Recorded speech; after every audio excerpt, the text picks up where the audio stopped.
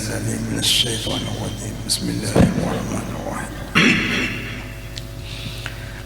أولئك الذين هدى الله فبهداه مقتده صدق الله مولانا العلي العظيم.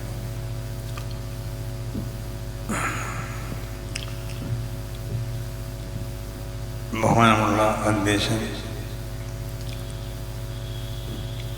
അതുപോലെ വേദിയിൽ ഉപേക്ഷയായ ബഹുമാനപ്പെട്ട ഇബ്രാഹിം മുസ്ലിയാർ അടക്കമുള്ള പണ്ഡിതന്മാർ, ഈ ഒഴുങ്ങാക്കാട് മഖാം ജമാഅത്തിൻ്റെ ഉത്തരവാദിത്തപ്പെട്ട അതിൻ്റെ സാരഥികൾ, സമസ്ത കേരള ജമിയത്തുൽ ഉലമയുടെയും അതിൻ്റെ പോഷക സംഘടനകളുടെയും, പ്രത്യേകിച്ച് റേഞ്ച് ജമിയത്തുൽ മുഅല്ലിമീൻ്റെ ഉത്തരവാദിത്തപ്പെട്ട സാരഥികൾ, ഈ മഹത്താവുന്ന സദസ്സിൽ ഇവിടെ സംബന്ധിച്ച ബഹുമാനമുള്ള മുഅല്ലിമീങ്ങളാവുന്ന പണ്ഡിതന്മാർ, മറ്റു ഓരോ റേഞ്ചിൽ നിന്നും ഇവിടെ എത്തിയ ഓരോ പ്രദേശത്തിൻ്റെയും പ്രമുഖരാവുന്ന അതിൻ്റെ ഉത്തരവാദിത്തമുള്ള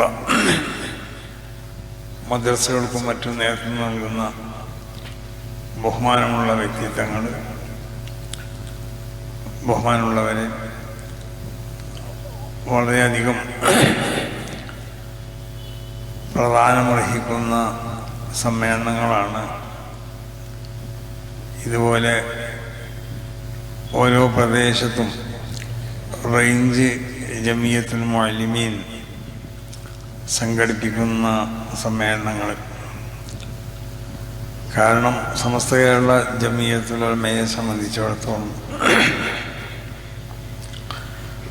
അതിൻ്റെ സുന്ദരമായ വളരെ വിശുദ്ധമായ ആശയങ്ങൾ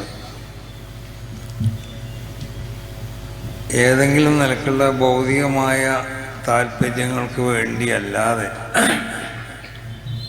അത് നാടിൻ്റെ മുക്കിലേക്കും മൂലയിലേക്കൊക്കെ എത്തിക്കാൻ നിഷ്പ്രയാസം കഴിയുന്നവരാണ് മുഅല്ലിമീങ്ങൾ.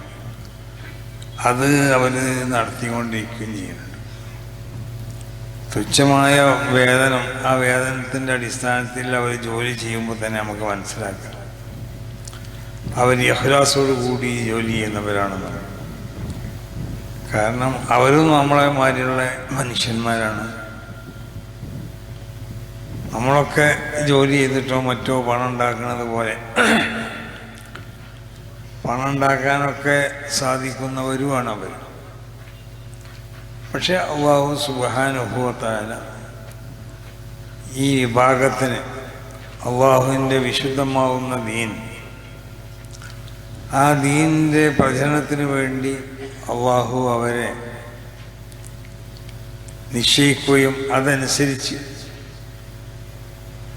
മറ്റുള്ള ജോലിയിലേക്ക് പോകുന്നതിനെ തൊട്ട് അല്ലാഹു സുബ്ഹാനഹു വ തആല ഇലാഹിയായ നിലക്കുള്ള ഒരു പ്രതിരോധം അല്ലെങ്കിൽ ഒരു മതില് അവരുടെയും ഭൗതിക ജോലികളുടെ ഇടയിൽ അല്ലാഹു നിർമ്മിച്ചിരിക്കുകയാണ്. അപ്പോൾ അവർ ബഹുമാനപ്പെട്ട നമ്മുടെ മുഅല്ലിമീങ്ങൾ, ആ മുഅല്ലിമീങ്ങൾ നമ്മുടെ ഇതുപോലുള്ള ഒരുപാട് സംഘടനകൾ നമുക്കുണ്ടല്ലോ. ആ സംഘടനകളിലുള്ള ഓരോ വ്യക്തികളും ഇവിടെ പ്രവർത്തിക്കുന്നത് ആത്മാർത്ഥതയോടുകൂടിയാണ്, ഇഖ്ലാസോടുകൂടിയാണ്. സമസ്ത കേരള ജമിയത്തുൽ ഉലമയ്ക്ക് ഏകദേശം 15ഓളം പോഷക സംഘടനകളുണ്ട്. ഈ 15ഓളം പോഷക സംഘടനകൾക്കൊക്കെ ഓരോ പോഷക സംഘടനകൾക്കും 4, 5, 6, 7 ഉപസംഘടനകൾ. ഇത് ഒരു പക്ഷേ ലോക ചരിത്രത്തിൽ മറ്റൊരു സംഘടനകൾക്കും ഞാൻ അറിഞ്ഞു വരുന്നുണ്ട്, വേറൊരു സംഘടനകൾക്കും അവകാശപ്പെടാൻ പറ്റാത്തത്, അതല്ലെങ്കിൽ മറ്റൊരു സംഘടനകൾക്കും തീരെ ഇല്ലാത്തതായ ഒരു സംവിധാനമായിരുന്നു. കാരണം ഓരോ സംഘടനകൾക്കും പോഷക സംഘടനകൾ ഉണ്ടാവാം. പോഷക സംഘടനകൾക്കും സംഘടനകളാണ് സമസ്ത കേരള ജമിയത്തുൽ ഉലമ. അപ്പോൾ അത് ഇതിനെ വിത്ത് പാകിയതായ മഹാന്മാർ അവർ ഞാൻ ഈ സൂചിപ്പിച്ചതുപോലെ ഉഖ്റവിയായ ഭൗതികമായ താല്പര്യങ്ങളൊന്നും ഇല്ലാത്ത അള്ളാഹുവിൻ്റെ വിശുദ്ധമാവുന്ന വജ്ഹിനെ മാത്രം ഉദ്ദേശിച്ച് പ്രവർത്തിച്ച മഹാന്മാരായിരുന്നു. അതായത് അമ്പിയാക്കന്മാരിൽ നിന്ന് വിശുദ്ധമാവുന്ന ഇൽമിൻ്റെ വാഹകരാവാൻ പറ്റിയതായ ഉന്നതമായ സ്വഭാവങ്ങളും ആ സ്വഭാവങ്ങൾ അമ്പിയാക്കന്മാരിൽ നിന്നും അത് സ്വീകരിച്ച, അല്ലെങ്കിൽ അമ്പിയാക്കന്മാരിൽ നിന്നും അത് കൈമുതലാക്കി സമ്പാദിച്ചെടുത്ത മഹാന്മാരായി. എന്ന് പറഞ്ഞാൽ ഒരു പണ്ഡിതനുണ്ടാവേണ്ടത് ആ പണ്ഡിതൻ്റെ പാണ്ഡിത്യം അത് റസൂൽ സ്വല്ലല്ലാഹു അലൈഹി വസല്ലമ തങ്ങളിലേക്ക് ചെന്നെത്തണം. മഹാന്മാരാവുന്ന അമ്പിയാവിലേക്ക് ചെന്നെത്തുന്നതായ പാണ്ഡിത്യമാവണമെന്നുണ്ടെങ്കിൽ അത് സ്ഥാപനങ്ങളിൽ നിന്ന് സനത് വാങ്ങിയതുകൊണ്ടോ സർട്ടിഫിക്കറ്റ് വാങ്ങിയതുകൊണ്ടൊന്നും ആ നിലക്കുള്ള സ്വഭാവത്തിലുള്ള പണ്ഡിതനാവില്ല. അമ്പിയാക്കന്മാരോടുള്ള ആ ബന്ധം പൂർണ്ണമായ നിലക്ക് സ്ഥാപിക്കപ്പെട്ട പണ്ഡിതന്മാർക്ക് മാത്രമേ, അവരിലുള്ള ഇൽമ മാത്രമേ റസൂൽ സ്വല്ലല്ലാഹു അലൈഹി വസല്ലമ തങ്ങളിലേക്ക് ചെന്ന് മുട്ടുന്ന ഇൽമുള്ളൂ എന്നുള്ള അർത്ഥം. അപ്പോൾ നമ്മൾ പല ആളുകളും നമ്മൾ പ്രസംഗിക്കണം, നമ്മൾ ഖുർആനിലുള്ള ആയത്തുകൾ ഓതി പ്രസംഗിക്കണം, അല്ലെങ്കിൽ റസൂൽ സ്വല്ലല്ലാഹു അലൈഹി വസല്ലമ തങ്ങളുടെ അഹാദീസുകൾ ഓതി പ്രസംഗിക്കണം, അതിൻ്റെ ആശയങ്ങൾ നമ്മൾ വിവരിക്കണം, ശരീഅത്തിലുള്ള മസായിലുകൾ നമ്മൾ പറയണം, ഫത്വ ചോദിക്കപ്പെട്ടാൽ ആ ഫത്വക്ക് മറുപടി പറയണം. എന്നാലൊന്നും അദ്ദേഹം കൈകാര്യം ചെയ്ത ആ ഇൽമ് അള്ളാഹുവിൻ്റെ റസൂലിൻ്റെ മേൽ അള്ളാഹു സുബ്ഹാനഹു വ തആല അവതരിപ്പിച്ച വിശുദ്ധമായ ശരീഅത്തിൻ്റെ ഇൽമാണെന്ന് അവകാശപ്പെടാൻ പറ്റൂല എന്നുള്ളതാണ്. അങ്ങനെ അവകാശപ്പെടണമെന്നുണ്ടെങ്കിൽ ആ പണ്ഡിതന്മാർക്ക് അള്ളാഹുവിൻ്റെ റസൂലിലേക്കും മഹാന്മാരാവുന്ന അമ്പിയാവിലേക്കുമുള്ളതായ ഒരു പ്രത്യേക സ്വഭാവത്തിലുള്ള ബന്ധം, ആ ബന്ധം ഉണ്ടാക്കി തീർക്കണം. എന്താ ആ ബന്ധം എന്ന് പറഞ്ഞാൽ അമ്പിയാക്കന്മാരെ കൂടെ കൂടി നബിയാവുക എന്നുള്ളതല്ല. അങ്ങനെയുള്ള ഒരാൾ നബിൻ്റെ മകനായി ജനിച്ചോളും നബിയാവൂല. ഇബ്രാഹിം നബി അലൈഹി സ്വലാത്തു വസ്സലാമിൻ്റെ മകൻ ഇസ്മായിൽ നബി, ഇസ്ഹാഖ് നബിയൊക്കെ ഇബ്രാഹിം നബിൻ്റെ മകനായതുകൊണ്ടല്ല അവർ നബിമാരായത്. ഇസ്ഹാഖ് നബിൻ്റെ മകൻ യാക്കൂബ് നബി നബിയായത് ഇസ്ഹാഖ് നബിൻ്റെ മകനായതുകൊണ്ടല്ല. യാക്കൂബ് നബിൻ്റെ പുത്രൻ യൂസുഫ് നബി നബിയായത് യാക്കൂബ് നബിൻ്റെ മകനാണെന്നുള്ള നിലക്കല്ല. അപ്പോൾ നുബൂവത്ത് എന്നത് ഒരു അമ്പിയാക്കന്മാരിൽ നിന്നിട്ട് പിതാക്കന്മാരിൽ നിന്ന് പൈതൃകമായി സമ്പാദിക്കാൻ പറ്റിയ ഒന്നല്ല എന്നുള്ള അർത്ഥമാണ്. നബിമാരെ കൂടെ കൂടിയതുകൊണ്ട് ഒരാൾക്ക് നബിയാവാൻ പറ്റില്ല. അള്ളാഹുവിൻ്റെ ഔലിയാക്കന്മാരെ കൂടെ കൂടിയാൽ വലിയാവാം ചിലപ്പോൾ. പക്ഷേ അള്ളാഹുവിൻ്റെ അമ്പിയാക്കന്മാരെ കൂടെ കൂടിയാൽ നബിയാവാൻ ആർക്കും സാധിക്കും. എന്താ കാരണം എന്ന് ചോദിച്ചാൽ നുബുവത്തിനിക്ക് പ്രത്യേകമാവുന്ന ചില മാനദണ്ഡങ്ങളുണ്ട്. ആ മാനദണ്ഡങ്ങൾ മുഴുവനും പൂർണ്ണമായി അല്ലാഹു സുബ്ഹാനഹു വ തആല നിക്ഷേപിക്കപ്പെട്ട വ്യക്തികൾ മാത്രമേ നുബുവത്തിന് അർഹരുള്ളൂ. നമ്മൾ ഈ ദീൻ എന്ന് പറഞ്ഞാൽ ഇതൊരു കളിയല്ല, അത് മനസ്സിലാക്കണം. അങ്ങനല്ലേ? ഈ ദീൻ ആരെങ്കിലും പറയേണ്ടതല്ല ദീൻ എന്ന് പറഞ്ഞത്. ഈ ദീൻ പറയാൻ അതിന് അവകാശപ്പെട്ട ആളുകളാണ് ദീൻ പറയേണ്ടത്. കാരണം ആ നിലക്കുള്ള പല പ്രത്യേകമാവുന്ന നിബന്ധനകൾ അല്ലാഹു സുബ്ഹാനഹു വ തആല നിശ്ചയിച്ച മഹാന്മാരാണ് അല്ലാഹുവിൻ്റെ അമ്പിയാ. അതുകൊണ്ടുള്ള ഒരാൾ കുറേ തപസ്സിരുന്നു അല്ലെങ്കിൽ അല്ലാഹു ഇബാദത്ത് ചെയ്ത് കൂടി അതുകൊണ്ടൊന്നും നബിയാവൂല. നുബുവത്ത് എന്ന് പറഞ്ഞാൽ ഹിബത്തുൻ റബ്ബാനിയത്തുൻ യഹബുഹാ ലിമൻ യശാഉ മിൻ ഇബാദിഹി. അള്ളാഹുവിൻ്റെ പ്രത്യേകക്കാരാവുന്ന അള്ളാഹുവിൻ്റെ അടിമകൾക്ക് അള്ളാഹു പ്രത്യേകമായി നൽകുന്നതായ ഒരു ബഹുമതിയാണ് ഈ നുബുവത്ത്. ആ നുബുവത്തിനേക്കാൾ വലിയൊരു ബഹുമതിയില്ല. പക്ഷെ ആ ഒരു ഹിബത്തുർ റബ്ബാനിയത്ത് എന്ന് പറഞ്ഞത് അതൊരു നബിൻ്റെ ഒപ്പം കൂടിയതുകൊണ്ടോ നബിൻ്റെ മകനായതുകൊണ്ടിട്ടോ കൈവശപ്പെടുത്താൻ സാധ്യമല്ല. നബിൻ്റെ മകനാവണമെന്നില്ല നബിയാവാൻ. പക്ഷേ ഒരു മുവഹിദിൻ്റെ മകനാവണം, അവിടെ വ്യത്യാസം. അള്ളാഹു അല്ലാത്തവർക്ക് ഇബാദത്ത് ചെയ്യുന്നതായ ഒരു മുശ്രിക്കിൻ്റെ മകൻ നബിയാവില്ല. ഒരു ബഹുദൈവ വിശ്വാസിയുടെ മകൻ നബിയാവില്ല. ഒരു നിരീശ്വരവാദിയുടെ മകൻ നബിയാവില്ല. സർവ്വ അമ്പിയാക്കന്മാരുടെയും പരമ്പര നമ്മളെടുത്ത് പരിശോധിച്ച് നോക്കിയാൽ അത്ര വിശുദ്ധമാണ്. വതവക്കൽ അലൽ അസീസിർ റഹീം അല്ലദീ യറാക ഹീന തഖൂമു വതഖല്ലുബക ഫിസ്സാജിദീൻ.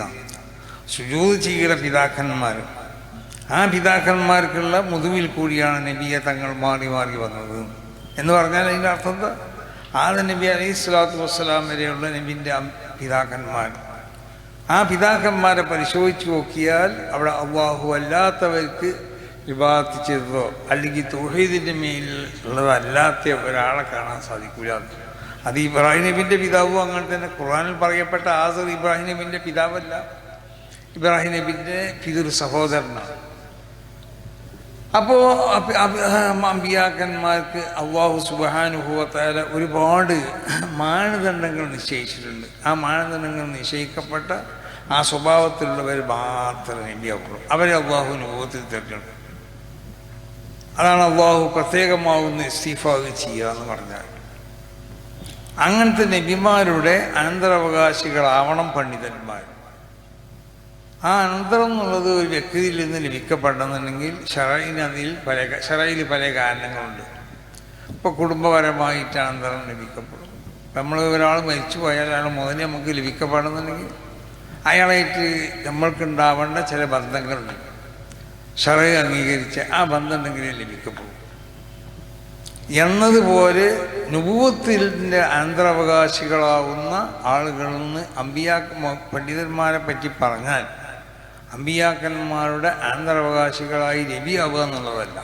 പിന്നെന്താ പറഞ്ഞതിൻ്റെ അർത്ഥം? അമ്പിയാക്കന്മാരുടെ അനന്തരമാണ് വിശുദ്ധമാവുന്ന ഉലൂമുകൾ. ആ ഉലൂമിനെ അമ്പിയാക്കന്മാരിൽ നിന്നും അതിനെ സമ്പാദിക്കാൻ അത് പറ്റിയതായ ചില അടിസ്ഥാനപരമായ കാര്യങ്ങൾ അള്ളാഹു നിശ്ചയിച്ചിട്ടുണ്ട്. ആ കാര്യങ്ങളുള്ളവരെ യഥാർത്ഥ പണ്ഡിതന്മാരാവുള്ളൂ. അതാണ് ഇമാം ഷാഫിഈ തങ്ങൾ പറഞ്ഞത്, വിലായത്തുള്ളവരാണ് പണ്ഡിതന്മാർ. പണ്ഡിതന്മാരിൽ കാണപ്പെടേണ്ടത് വിലായത്തിൻ്റെ സ്വഭാവമാണ്. അപ്പോൾ വിലായത്തിൻ്റെ സ്വഭാവമുള്ളവരാണ് യഥാർത്ഥ പണ്ഡിതൻ എന്നുള്ള അർത്ഥം. അപ്പോൾ സമസ്ത കേരള ജമിയത്തുൽ ഉലമ എന്ന ഈ മഹത്താവുന്ന പ്രസ്ഥാനത്തിന് അതിനിവിടെ സ്ഥാപിച്ചവർ, അതിനെ നമ്മളെ കയ്യിൽ ഏൽപ്പിച്ചതായ മഹാന്മാരൊക്കെ നമ്മൾ പരിശോധിച്ച് നോക്കിയാൽ അവരൊക്കെ ഇമാം ഷാഫിഈ തങ്ങൾ പറഞ്ഞതുപോലെ യഥാർത്ഥ പണ്ഡിതന്മാരായി. യഥാർത്ഥ പണ്ഡിതർക്കുണ്ടാവേണ്ട ആ എല്ലാ ഗുണങ്ങളും അവരുണ്ടായിരുന്നു. അതെന്താ?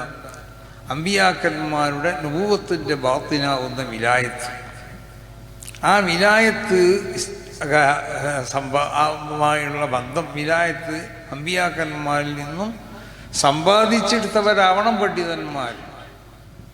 അപ്പോൾ ഒരു പണ്ഡിതൻ ജനങ്ങൾ അവനെ ദർശിക്കുമ്പോൾ അവരിൽ വിലായത്തിൻ്റെ സ്വഭാവം കാണപ്പെടണം എന്നുള്ള അർത്ഥം.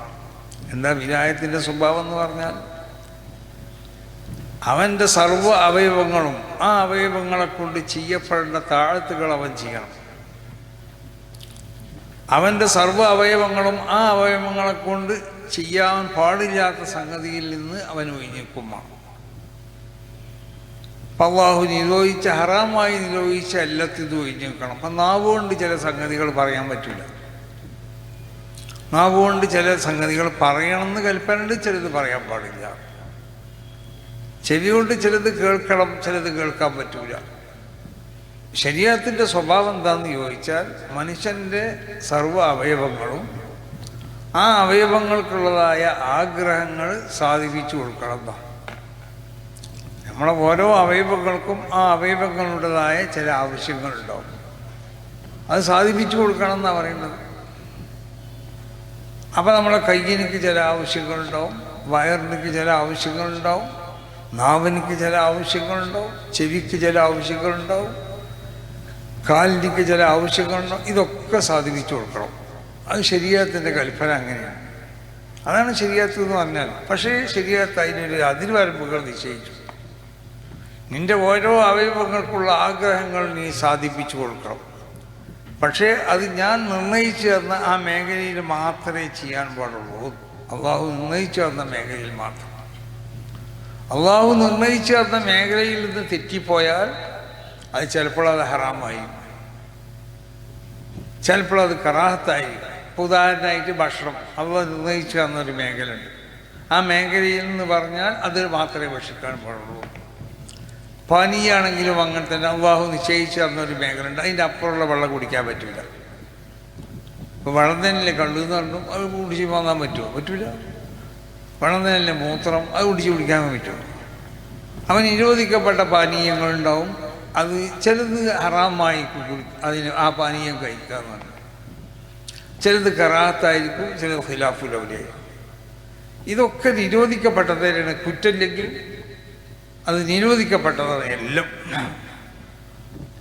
ഈ നിരോധിക്കപ്പെട്ട എല്ലാത്തിൽ നിന്നും ഒഴിഞ്ഞു നിൽക്കണം. അതാണ് യഥാർത്ഥത്തിൽ അമ്പിയാക്കന്മാരിൽ കാണപ്പെട്ട സ്വഭാവം. അതാണ് അവർക്ക് നിർബന്ധമായ സ്വഭാവം. അതാണ് അൽ അംബിയാഉ മഅസൂമൂന അൻ കുല്ലി ഫിഇലിൻ ഔ ഖൗലിൻ ഔ ഹർകത്തിൻ ഔ സുകൂൻ അല്ലതി യുഖാലിഫു മഖാമഹുൽ അഅ്ലാന അല്ലതി തുഖാലിഫു മഖാമഹുൽ അഅ്ലാ.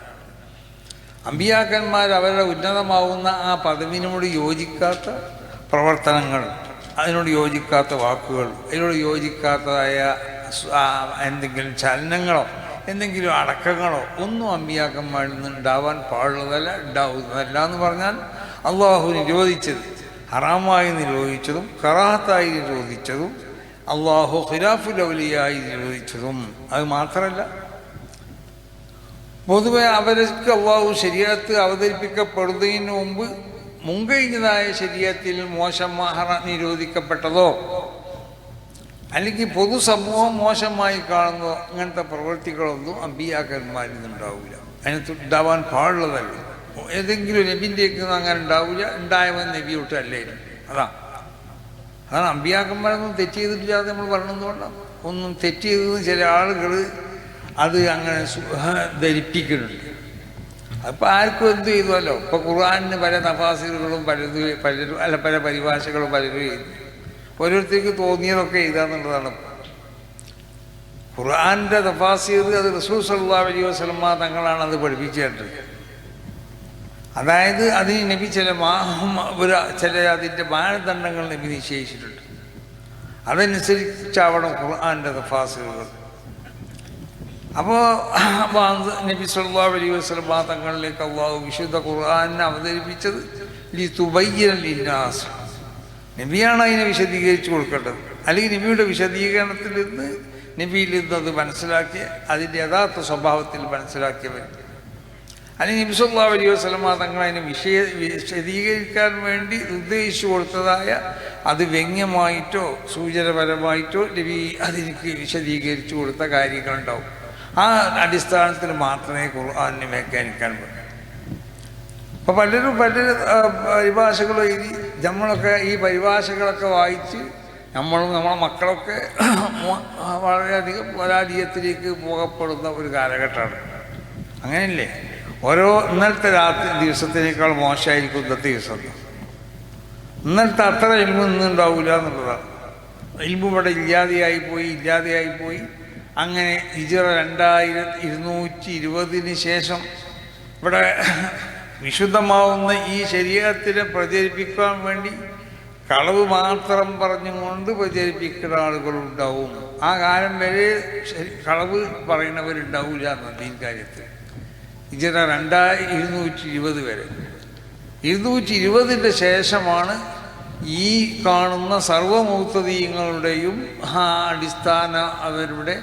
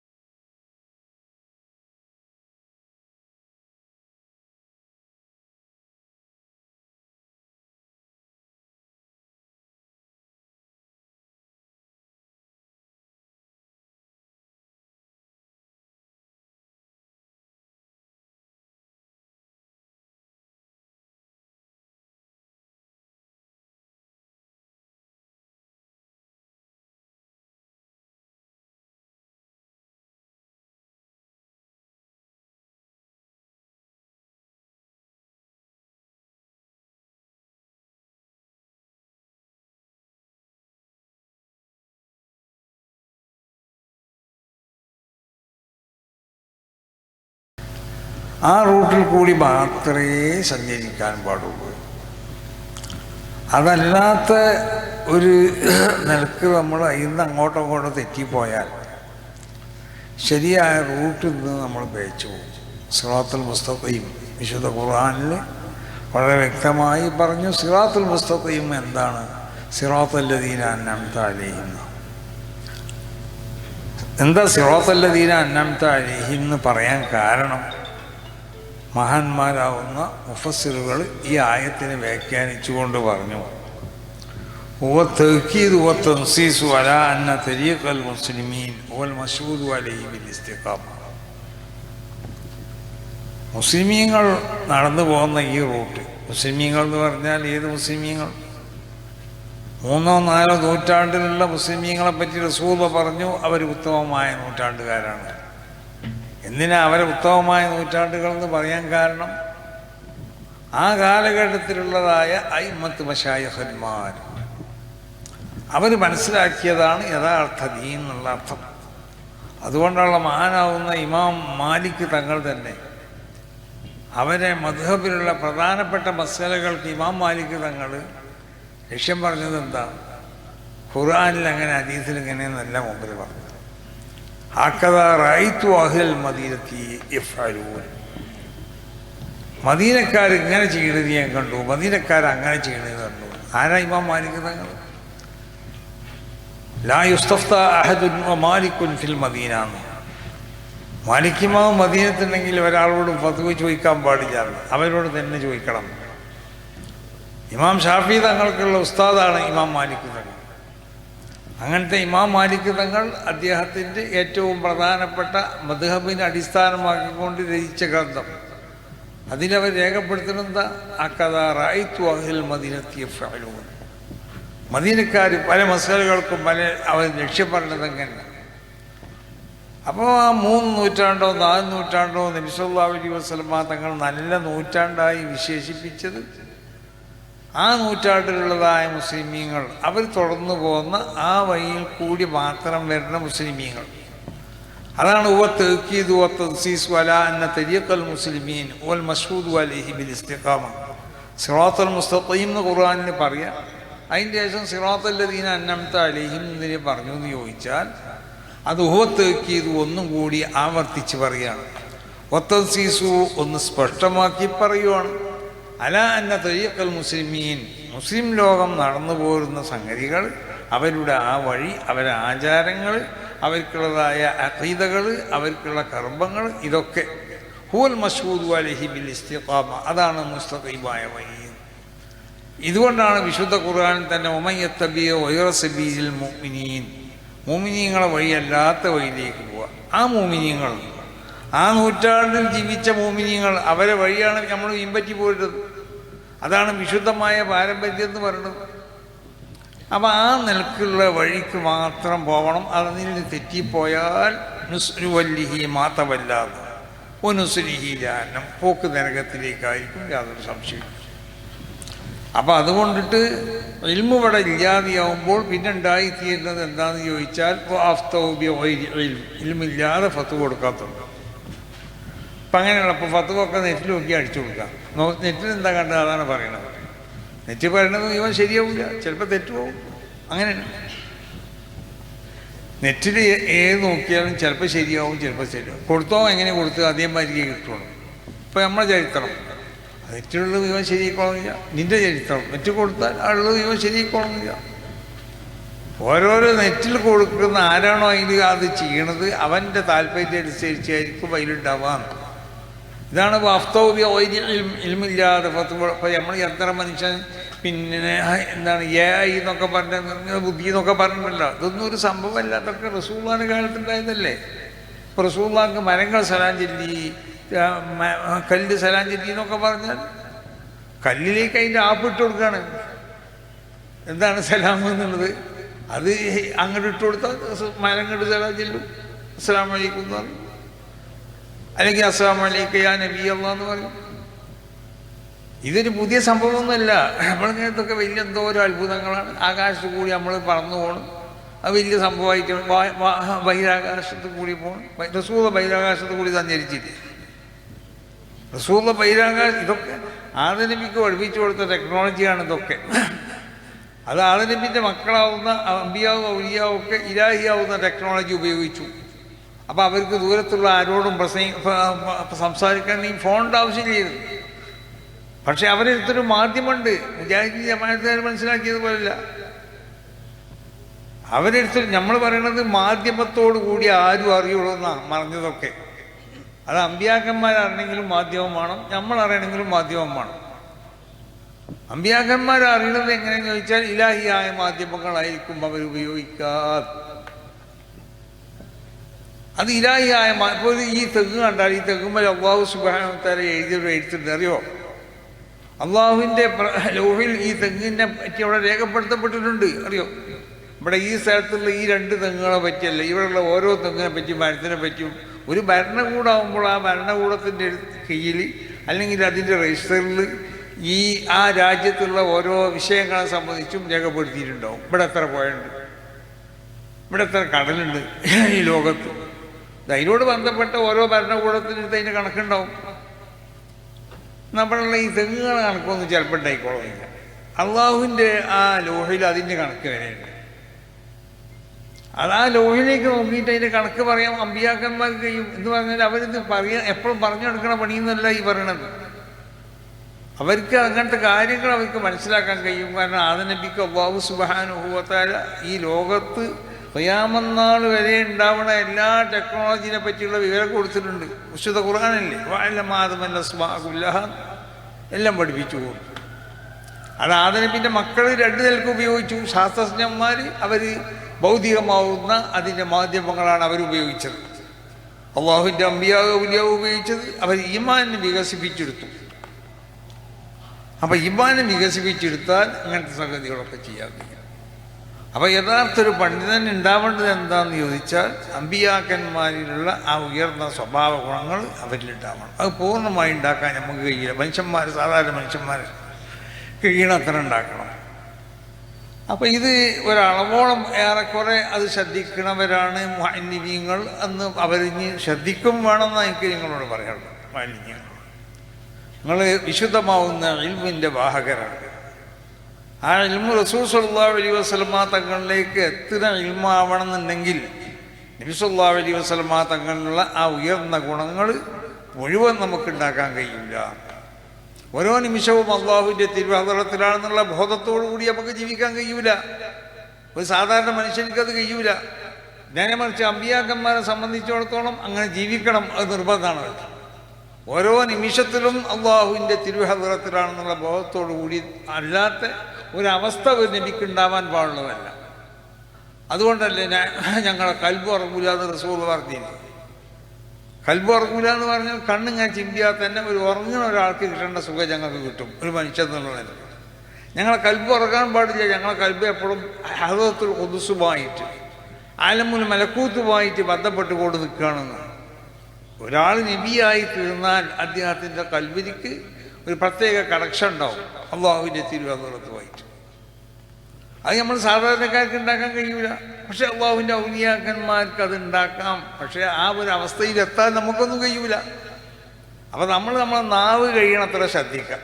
നാവിനെ, നമ്മളെ കയ്യിനെ ശ്രദ്ധിക്കുക. കൈ കൊണ്ട് വേണ്ടാത്ത, ഇപ്പോൾ ഈ മൊബൈലിലൊക്കെ ഉണ്ടല്ലോ വേണ്ടാത്തൊക്കെ ഇത് ഇങ്ങനെ എഴുതി കുടിച്ച്, ഇതൊക്കെ തെറ്റാണ്.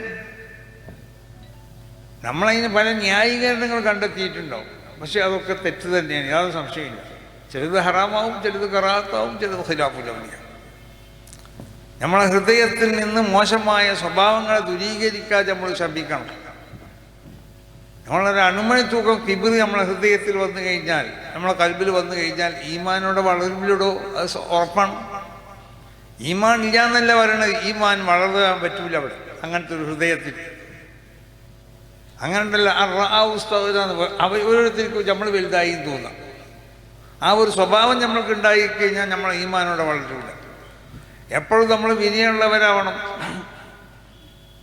നമ്മൾ എല്ലാവരോടും വളരെയധികം സ്നേഹത്തിലും സന്തോഷത്തിലൊക്കെ കഴിയുന്നത് പോലെ തന്നെ നമ്മൾ വീട്ടിൽ നിന്ന് പുറപ്പെട്ടാൽ രാവിലെ മുതൽ പുറപ്പെട്ട് വൈകുന്നേരം വരെ അതിൻ്റെ ഇടയിൽ കണ്ട ആളുകളൊക്കെ ഉണ്ടല്ലോ, ഇതൊക്കെ നമ്മളെക്കാൾ വലിയവരാണെന്ന് നമ്മൾ വിചാരിക്കേണ്ടത്.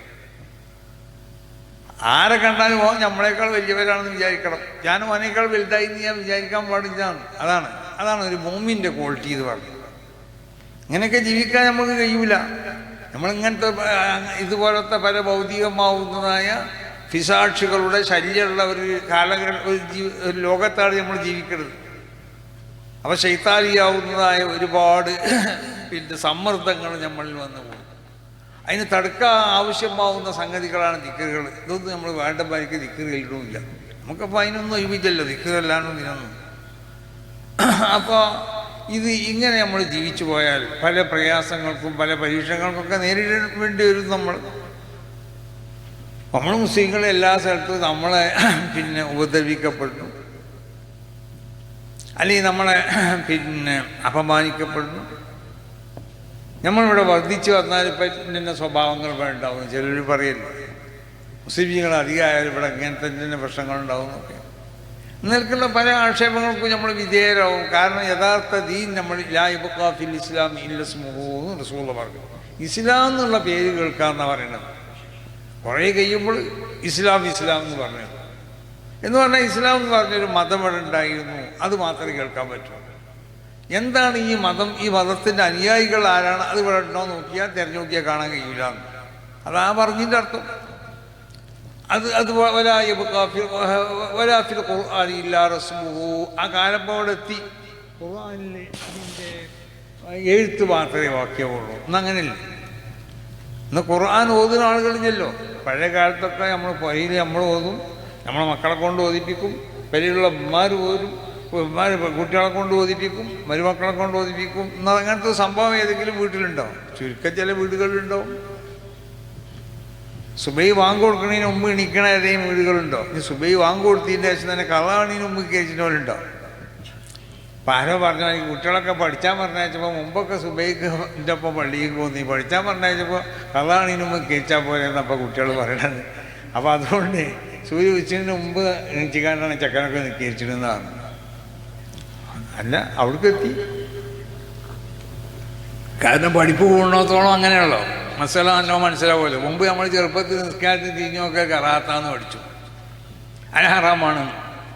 അപ്പോൾ നമുക്കും തിരിഞ്ഞു നോക്കാൻ പേടിയെന്നൊക്കെ. കാരണം ആ പ്രായത്തിൽ അങ്ങനെ പഠിപ്പിച്ചു പോകുന്നതുകൊണ്ട് അതങ്ങനെ ഒരു അഭിപ്രായമുണ്ട്, ഹറാമാണെന്ന് തന്നെ. പിന്നെ കുറേ വലുതായ മറ്റേ കിതാബൊക്കെ വലുതായി അതിൽ തുടങ്ങിയപ്പോൾ തോന്നി അത് ഹറാമില്ല, പ്രബലമായ അഭിപ്രായം ഹറാമില്ല എന്നുള്ളതാണ് കറാത്തുള്ളൂ. അപ്പോൾ തോന്നുന്നു നമുക്കൊന്ന് എന്താവും തിരിഞ്ഞു നോക്കിയാൽ കറാത്താണെങ്കിൽ ചെയ്യാൻ പറ്റുമോ? അപ്പോൾ പഴയ കാലത്തുള്ള ഉലമാ ഇവിടെ പഠിപ്പിച്ച ചില സ്വഭാവങ്ങളുണ്ട്. ആ സ്വഭാവത്തിൽ നിന്ന് തെറ്റിപ്പോയാൽ ദീൻ ഇവിടെ ഇല്ലാതെയാവും എന്നുള്ള അർത്ഥം. മനസ്സിലായി? നിങ്ങൾ തെറ്റാതൊക്കെ എന്ത് ചെയ്യിക്കോളൂ, നമുക്കിപ്പോൾ ഉപദേശിക്കാൻ പറ്റില്ല. ഇപ്പോഴത്തെ കാലത്ത് നിർബന്ധമായി ഒരു സംഗതി പറയാനും പറ്റില്ല. ഇയാരോട് പറയാമെന്ന് ചോദിച്ചു. അങ്ങനെയുള്ള ഇപ്പോഴത്തെ കാലം എന്ന് പറഞ്ഞത്. അപ്പം അങ്ങനെയാണെന്ന് പറയാം എല്ലാവരോടും. മനസ്സിലായില്ലേ? അത് ആ നിലക്ക് നിന്നാൽ നല്ലതാണെന്ന് പറയാം. അപ്പോൾ പഴയ കാലത്ത് പല സംഗതികളും അങ്ങനെയാണ്. ചിലതൊക്കെ എന്ന് പറഞ്ഞാൽ ഹറാമൊന്നും ആയിക്കോളണമെന്നില്ല, എന്നാലും അങ്ങനത്തത് ചില ഇമാമിങ്ങൾക്ക് അത് ഹറാമാണെന്ന് അഭിപ്രായം ഉണ്ടായപ്പോൾ ആ ഹറാമുള്ളത് ഹറാമാണെന്ന് പറഞ്ഞ് പഠിപ്പിച്ചു വന്നു പുസ്തകന്മാർ. എന്താ കാരണം? അതാ നിസ്കാരത്തിൻ്റെ ആ ബഹുമാനത്തിനോട് യോജിച്ചതല്ല അങ്ങനത്തെ ചില സംഗതികൾ നിസ്കാരത്തിലുണ്ടാവുക എന്നുള്ളത്. അപ്പോൾ അതൊരു ഹറാമാണെന്ന് കരുതിക്കൊണ്ട് ഇതിന് വിട്ടു നിൽക്കുന്നത് പോലെ വിട്ടു നിൽക്കണം. കറാത്താണെന്ന് വന്നാൽ പിന്നെ ഏതായാലും കുറ്റമില്ലല്ലോ.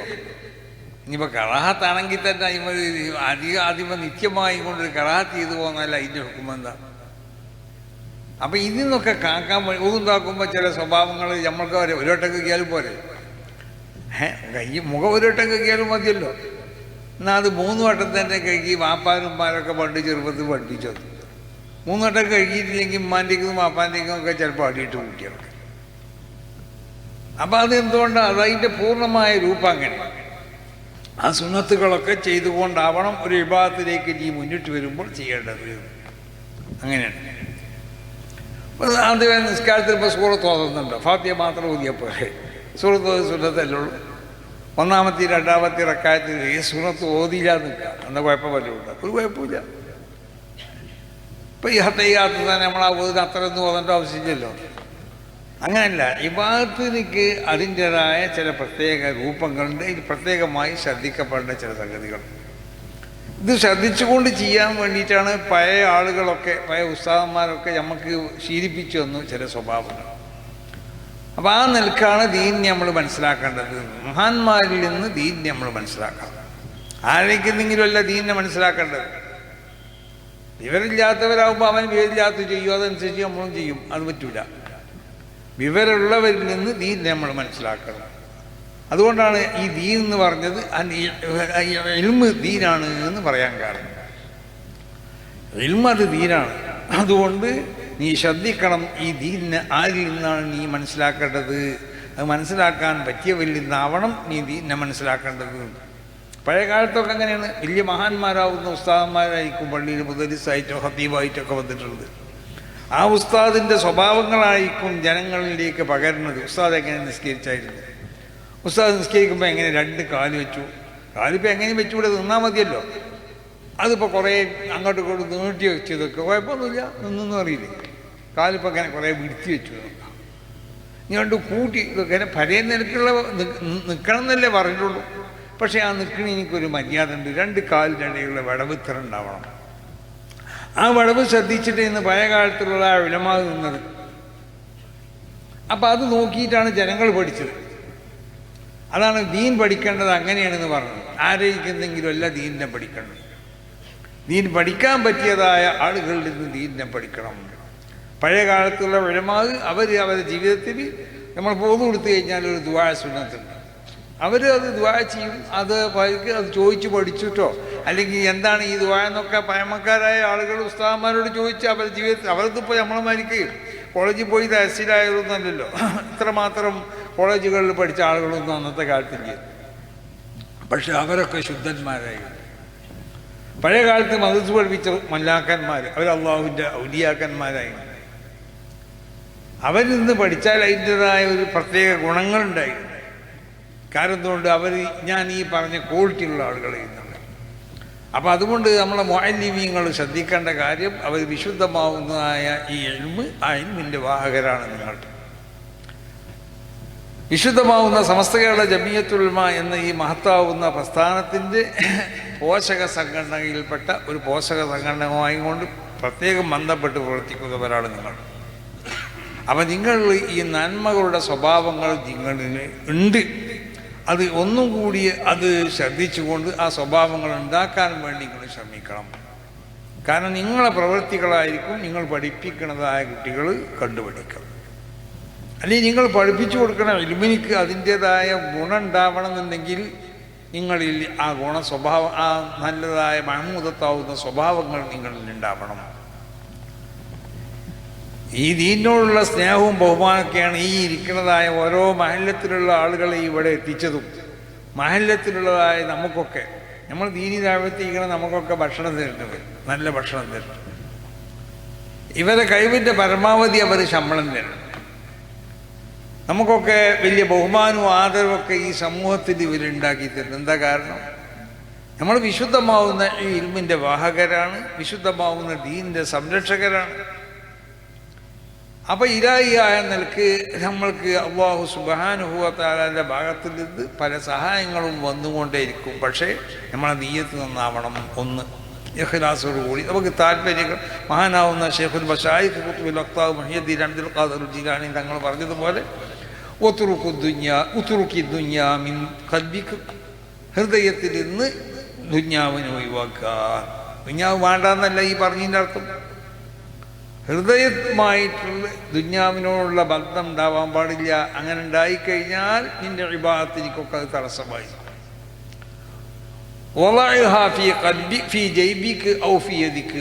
ഇനി ബാഹ്യമായ സ്ഥലത്ത് വെച്ചോ ആ ദുനിയാവിനോടുള്ള ബന്ധം ഹൃദയത്തിലുണ്ടാവാൻ പാടില്ല.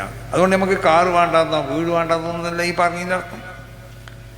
ഇതിലൊന്നും ഇതൊക്കെ ഭൗതികമായ സൗകര്യങ്ങളാണ്. ഇതൊക്കെ നമുക്ക് ഉപയോഗപ്പെടുത്താം.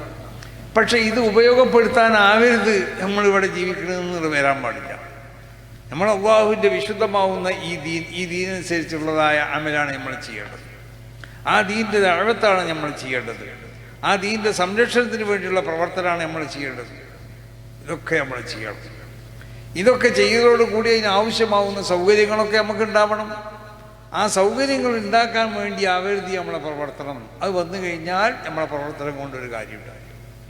അപ്പം അതുകൊണ്ട് ബഹുമാനപ്പെട്ട മുഅല്ലിമീങ്ങളെ, നിങ്ങൾക്കൊന്നും ഒരു പ്രയാസവും ഈ ലോകത്തുണ്ടാവില്ല.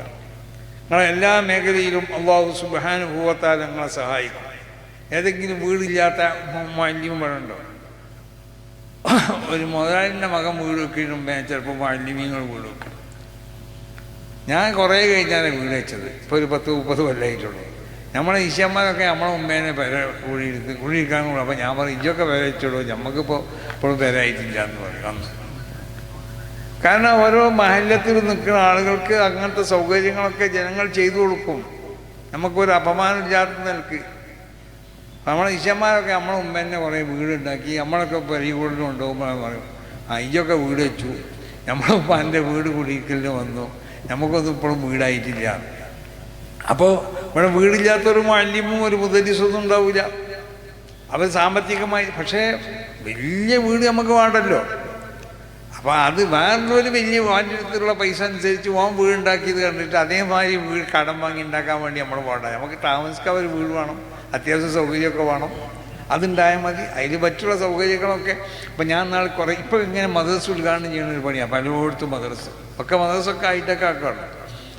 അപ്പം നാളെ ഒരു സ്ഥലത്ത് ചെന്നപ്പോൾ എന്നോട് പറഞ്ഞു, ഞങ്ങളിവിടെ മദ്രസയിൽ ഫുള്ളായിട്ട് AC വെച്ചിരിക്കുന്നു, എയർ കണ്ടീഷൻ വെച്ചിരിക്കുന്നതാണ്, ഉസ്താദന്മാരെ റൂമിലും വെച്ചിരിക്കണമെന്ന് പറഞ്ഞു. ഞാൻ പറഞ്ഞത് നല്ലത് തന്നെ. കാരണം ഈ പാവങ്ങൾക്ക് ഇനിയിപ്പോൾ AC ഒക്കെ എങ്ങനെയെങ്കിലും കെട്ടി വാങ്ങി നിൽക്കുക. എന്നാൽ തന്നെ അതിന് കറണ്ടിന് ബില്ലടക്കാൻ പൈസ ഉണ്ടാവില്ല. അപ്പോൾ ഇവിടെ നിങ്ങൾ അവർക്ക് എയർ കണ്ടീഷൻ വെച്ചു കൊടുത്ത് വളരെ നല്ല നിലക്ക് സുഖിപ്പിച്ച് ഉറക്കിയും അതെങ്കിലും ചെയ്തു കൊടുക്കിയെന്ന് പറഞ്ഞു. അപ്പോൾ എല്ലാ ദുനിയാവിലുള്ള സൗകര്യങ്ങളും സുഖങ്ങളൊക്കെ നമുക്കും ആസ്വദിക്കുക, അതിനൊന്നും കുഴപ്പമില്ല. അതിൻ്റെ മാർഗങ്ങളൊക്കെ അല്ലാഹു സുബ്ഹാനഹു വ തആല എളുപ്പമാക്കി തരും. പക്ഷേ അത് കിട്ടാൻ വേണ്ടിയുള്ളതായ ഒരു ജാഗ്രത ഉണ്ടല്ലോ, അത് അതിന് വേണ്ടി നമ്മൾ പോകണം. അപ്പോൾ അതുകൊണ്ട് മുഅല്ലിമീങ്ങളെ, നിങ്ങൾ ഈ ദീനിൻ്റെ പ്രചാരകരാണ്. ഈ ദീനിന് ഇവിടെ അള്ളാഹുവിൻ്റെ വജ്ഹിനെ ഉദ്ദേശിച്ചു കൊണ്ടിട്ട് ആ ദീൻ നമ്മളെ പ്രചരിപ്പിക്കുന്നവരാണ് നിങ്ങൾ. അപ്പോൾ അതുകൊണ്ട് നിങ്ങൾക്ക് ഇഖ്ലാസോട് കൂടിയുള്ള പ്രവർത്തനം നിങ്ങളിൽ ഉണ്ടായിത്തീരണം. എല്ലാ ഫിത്റുണ്ടാക്കുന്നതായ സ്വഭാവങ്ങളിൽ നിന്നിട്ട് നിങ്ങൾ ഒഴിഞ്ഞു നിൽക്കണം.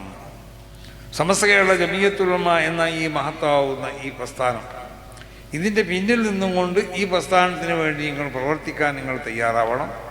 അങ്ങനെ പ്രവർത്തിച്ചു കഴിഞ്ഞാൽ അത് മഹാന്മാരുമായുള്ളതായ ഒരു ബന്ധത്തിൻ്റെ ഒരു കയറാണ്. ആ കയറ് പിടിച്ചു കഴിഞ്ഞാൽ അവിടെ മഹാനാവുന്ന ശൈഖുനാ ശംസുൽ ഉലമ എപ്പോഴും പറയുന്നുണ്ട്, 70,000 ആളുകൾ സ്വർഗത്തിൽ കടക്കുന്ന 70. അപ്പം അതിൽ നിന്ന് ആദ്യത്തവർ കടക്കൂല, അവസാനത്തവരോടി അവസാനത്തവരോടി കടന്നിട്ടല്ലാതെ. ഈ ഹദീസിനെ വ്യാഖ്യാനിച്ചുകൊണ്ട് പലരും പല അഭിപ്രായങ്ങൾ പറഞ്ഞിട്ടുണ്ടെങ്കിലും ശൈഖുനാ ശംസുൽ ഉലമ പറയുന്നുണ്ട്, തെരീഖത്തിൻ്റെ വശായിഖന്മാരെ പറ്റിയാണ് ആ പറയുന്നത്. തെരീഖത്തിൻ്റെ വശായിഖന്മാർ സ്വർഗത്തിൻ്റെ വാതിൽക്ക് വന്നു, എന്നിട്ട് അവരെ മുരീദന്മാരിൽ നിന്നുള്ള അവസാനത്തെ മുരീദിനെ വരെ കടത്തിയിട്ടേ അവർ കടക്കുള്ളൂ. അപ്പം അതുകൊണ്ടിട്ട് ഇത് യഥാർത്ഥത്തിൽ സമസ്ത കേരള ജമിയത്തുൽ ഉലമ എന്ന ഈ മഹത്താവുന്ന പ്രസ്ഥാനത്തിനെ ഇവിടെ സ്ഥാപിച്ചവരൊക്കെ അവർ സ്വർഗത്തിൻ്റെ വാതിൽക്ക് വന്ന് നിന്ന് അവരുമായി ബന്ധപ്പെട്ട അവസാനത്തെ ആളുകൾ വരെ കടത്താൻ കഴിവുള്ളവരാണ്.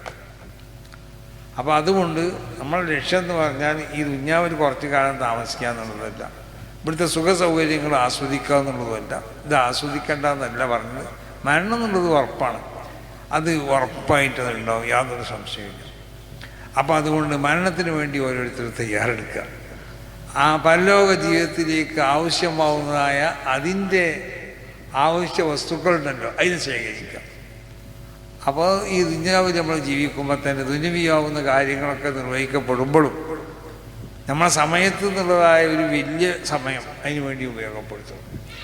അതായിരുന്നു മഹാന്മാരൊക്കെ ഇത് ഫീ കുല്ലി ഹീൻ, സർവ്വസമയത്തും അവർ ഇതാക്കിയിരിക്കണേ. അവർക്ക് ദിക്റില്ലാത്തൊരവസ്ഥ അവർക്കില്ലായിരുന്നു. നമ്മൾക്ക് ആ ദിക്റിൻ്റെ അവസ്ഥ നമ്മൾ ഉണ്ടാക്കി തീർക്കണം.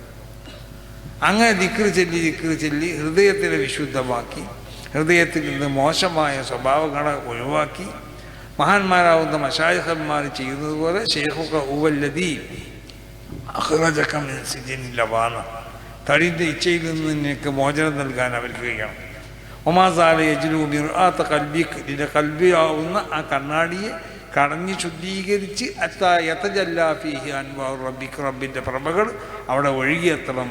അതിന് പറ്റുന്ന നിനക്ക് നിൻ്റെ ഹൃദയത്തിനെ ശുദ്ധീകരിച്ച് ആ ചെയ്യണവനാണ് യഥാർത്ഥ ഷെയ്ഖ് എന്ന് മശായിഖന്മാരെ പറ്റി മുറബിയായ ഷെയ്ഖന്മാരെ പറയുന്ന സ്ഥലത്ത് മഹാന്മാർ വിവരിച്ചതുപോലെ അങ്ങനത്തെ ആളുകളൊന്നും ഇപ്പം ഉണ്ടായിക്കോളുന്നില്ല. ഉണ്ടാവില്ല എന്നല്ല, കണ്ടുപിടിച്ചാൻ കഴിയില്ല എന്ന്. ഉണ്ടാവും, ഉറപ്പാണ്. ഖിയാമത്ത് വരെ ഉണ്ടാവും എന്നാണ് മുഹഖിഖീകളാവുന്ന അയിമ്മത്തിൻ്റെ പക്ഷം. അപ്പം നമ്മൾ നമ്മുടെ ഹൃദയത്തിനെ കഴിവിൻ്റെ പരമാവധി ശുദ്ധീകരിക്കാൻ ആവശ്യമായ ദിക്റുകളൊക്കെ വർദ്ധിപ്പിച്ച് അല്ലാഹു സുബ്ഹാനഹു വ തആലയിലേക്ക് ഖേദിച്ച് വണങ്ങി അല്ലാഹു സുബ്ഹാനഹു വ തആലാൻ്റെ ഹളറത്തിലാണെന്നുള്ള ബോധത്തോടു കൂടി ജീവിക്കാൻ നമ്മളൊക്കെ തയ്യാറാവണം. അതിന് അല്ലാഹു സുബ്ഹാനഹു വ തആല തൗഫീഖ് ചെയ്യട്ടെ. ഈ മജ്ലിസിനെ അല്ലാഹു ഖബൂൽ ചെയ്യട്ടെ. എല്ലാവിധ ഫിത്നകളിൽ നിന്നും ശർറുകളിൽ നിന്നും അല്ലാഹു സുബ്ഹാനഹു വ തആല നമ്മളെയും നമ്മളെ കുടുംബങ്ങളെയും നമ്മളോട് ബന്ധപ്പെട്ടവരെയും നമ്മളെ സംഘടനയും ഒക്കെ അല്ലാഹു കാത്തുരക്ഷിക്കട്ടെ. സമസ്ത കേരള ജമിയത്തുൽ ഉലമയുടെ 100-ാം വാർഷികം ഇവിടെ നടക്കാൻ പോവാണ്. അത് ഈ 2026 സ്ഥലം നിശ്ചയിക്കപ്പെട്ടിട്ടില്ല. അത് മുഅല്ലിമീങ്ങളെ പോലെ തന്നെ ഇവിടെ കൂടിയവരൊക്കെ അവരൊപ്പം നിന്നും കൊണ്ടിട്ട് അവർ ഏറ്റവും നല്ല പ്രവർത്തനം കാഴ്ചവെക്കുന്നവരാണ്. അതുപോലെ പ്രവർത്തിക്കാൻ ഓരോരുത്തരും സന്നദ്ധരും തയ്യാറുമാവണമെന്ന് എല്ലാവരെയും ഓർമ്മപ്പെടുത്തിക്കൊണ്ട് ആ സമ്മേളനം ഒരു ചരിത്ര സംഭവമാക്കി തരട്ടെ. പറഞ്ഞത് ആരാണ്? എനിക്ക് എന്ത് ഷറഫാണ്? കൊട്ടാരമ്പത്ത് ഷറഫു എല്ലാവർക്കും അറിയാലോ. അവൻ്റെ അമ്മാവൻ്റെ മകൻ ആക്സിഡൻറ്റ് മരണപ്പെട്ടിട്ടുണ്ട്. പിന്നെ ആരാണ്? പിന്നെ ഇവിടെയുള്ള എല്ലാ രോഗികൾക്കും, പറഞ്ഞ രോഗികൾക്കും അല്ലാത്ത രോഗികൾക്കൊക്കെ ഞാൻ അങ്ങനെ എണ്ണി പറഞ്ഞു തീർക്കാൻ എനിക്ക് കഴിയില്ല. അങ്ങനല്ല, മരുന്ന് കച്ചവടക്കാർ പറഞ്ഞായിരിക്കും മൂലക്കുരു, മറ്റേ കുരു, തൂക്കിൻ്റെ കുരു. ഞാനത് അങ്ങനത്തെ ദ്വാ എനിക്കറിയില്ല. അപ്പോൾ അതുകൊണ്ട് അതിനൊക്കെ നിങ്ങൾ അങ്ങനെ ദ്വാക്കുന്ന ആൾക്കാരെ കൊണ്ടുവരിക. എല്ലാവർക്കുള്ള എല്ലാ രോഗങ്ങളെയും, നമ്മളോട് ബന്ധപ്പെട്ടവർക്കുള്ള രോഗങ്ങളെയും, നമ്മളെ സ്നേഹിക്കുന്നവർക്കുള്ള രോഗങ്ങളെയും, നമ്മളെ ഉമ്മവാപ്പന്മാർ ഉസ്താദന്മാർക്കുള്ള രോഗങ്ങളൊക്കെ അല്ലാഹു ശിഫിയാക്കി തരട്ടെ. അതിലെല്ലാം പെട്ടു നമ്മളോട് ബന്ധപ്പെട്ട എല്ലാ മേഖലയിലും അല്ലാഹു ബർക്കത്ത് ചെയ്ത് തരട്ടെ. എല്ലാവരെയും അല്ലാഹു ഈമാനോടി മൻപിച്ച് തരട്ടെ. ആഖിറത്ത് നന്നാക്കി തരട്ടെ. സമസ്ത കേരള ജമിയത്തുൽ ഉലമയുടെ പിന്നിൽ അടിയുറച്ച് നിന്നുകൊണ്ട് അതിന് ഖിദ്മത്ത് ചെയ്യാനുള്ള തൗഫീഖ് നമ്മളൊക്കെ അല്ലാഹു നൽകട്ടെ. ഇവിടെ പറയപ്പെട്ട ഒരു ഷറഫുവിൻ്റെ അമ്മാവൻ്റെ മകൻ, അവൻ്റെ ഖബറ് അല്ലാഹു സുഖപുകാവനായി കൊടുക്കട്ടെ. അവൻ്റെ തെറ്റുകുറ്റങ്ങളെ അല്ലാഹു സുബ്ഹാനഹു വ തആല മുട്ടുകൊടുത്തു കൊടുക്കട്ടെ. നന്മകൾ അല്ലാഹു ഖബൂൽ ചെയ്യട്ടെ. വിശുദ്ധമാവുന്ന ദീനിന് വേണ്ടി അവൻ ചെയ്ത എല്ലാ ഖിദ്മത്തുകളെയും അല്ലാഹു ഖബൂൽ ചെയ്യട്ടെ. ഇതാണിപ്പോൾ സമസ്തൻ്റെ ഒപ്പം നിന്നാൽ കിട്ടുക, വേറൊന്നും കിട്ടൂല. ഞാൻ പറഞ്ഞില്ലേ, സമസ്തനൊപ്പം ഭൗതികമാവുന്ന എന്തെങ്കിലും താല്പര്യം കിട്ടുമെന്ന് വിചാരിച്ച് ഇതിന് പിന്നിൽ പോകണ്ട. ഇതിന് പിന്നിൽ നിന്നാലൊരു ദുആ ഇട്ടു മരിച്ചാൽ, അല്ലെങ്കിൽ ഉസ്താദന്മാരോട് ബന്ധപ്പെട്ടവരാണെങ്കിൽ അവർക്ക് വേണ്ടി ദ്വാരക്കും. മയ്യിദ് നിസ്കരിച്ചാൽ ചിലപ്പോൾ ബന്ധപ്പെട്ടവരൊക്കെ വന്ന് മയ്യിദ് നിസ്കരിക്കും. പിന്നെ ശംസുൽ ഉലമ പറഞ്ഞതുപോലെ ആ നിരക്കുള്ള സ്വർഗത്തിലൊക്കെ ചിലപ്പോൾ നമ്മളെ ആ മഹാന്മാർ ചിലപ്പോൾ നമ്മളെ കൂട്ടിപ്പോകും. ഇതൊക്കെ ഇപ്പോൾ നീ നിന്നാൽ കിട്ടുക, അല്ലാത്ത വേറൊന്നും കിട്ടൂല. അപ്പം അങ്ങനത്തെ ഭൗതികമായ താല്പര്യത്തിലൊന്നും വേണ്ടി ഇതിൻ്റെ പിന്നിൽ ആരും പോകണ്ട. അങ്ങനത്തെ ഒന്നും ഇട്ടുണ്ടാവില്ല. അല്ലാഹു സുബ്ഹാനഹു വ തആല കാത്ത് രക്ഷിക്കട്ടെ.